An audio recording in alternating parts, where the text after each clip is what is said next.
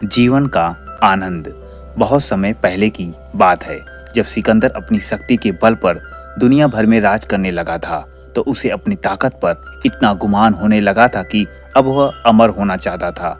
उसे पता लग गया था कि कहीं ऐसा जल है जिसे पीने से व्यक्ति अमर हो सकता है। देश दुनिया भर में भटकने के बाद आखिरकार सिकंदर ने उस जगह को खोज लिया जहां उसे अमृत प्राप्त हो सकता था। वह एक पुरानी गुफा थी जहां पर कोई आता जाता नहीं था। देखने में वह बहुत ही डरावनी जगह थी, लेकिन सिकंदर ने एक जोर की सांस ली और गुफा में प्रवेश कर गया। वहां उसने देखा कि गुफा के अंदर एक अमृत का झरना बह रहा है। उसने जल पीने के लिए हाथ बढ़ाया था कि एक कौवे की आवाज आई। कौवा गुफा के अंदर ही बैठा था।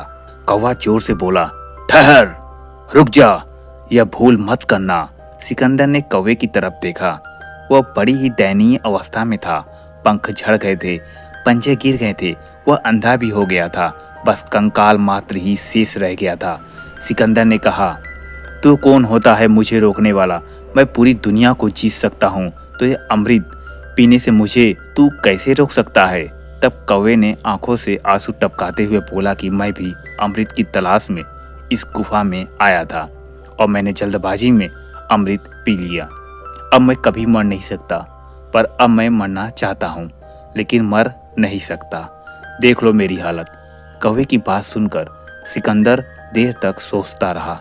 सोचने के बाद फिर बिना अमृत पिए ही चुपचाप गुफा से बाहर वापस लौट आया।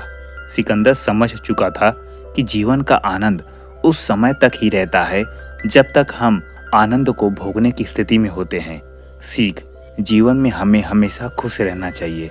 हमें कभी भी खुश रहने के लिए बड़ी सफलता या समय का इंतजार नहीं करना चाहिए, क्योंकि समय के साथ हम बूढ़े होते जाते हैं और फिर अपने जीवन का असली आनंद नहीं उठा पाते हैं।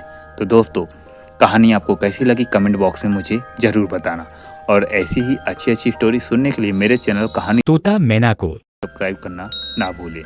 जय श्री राम।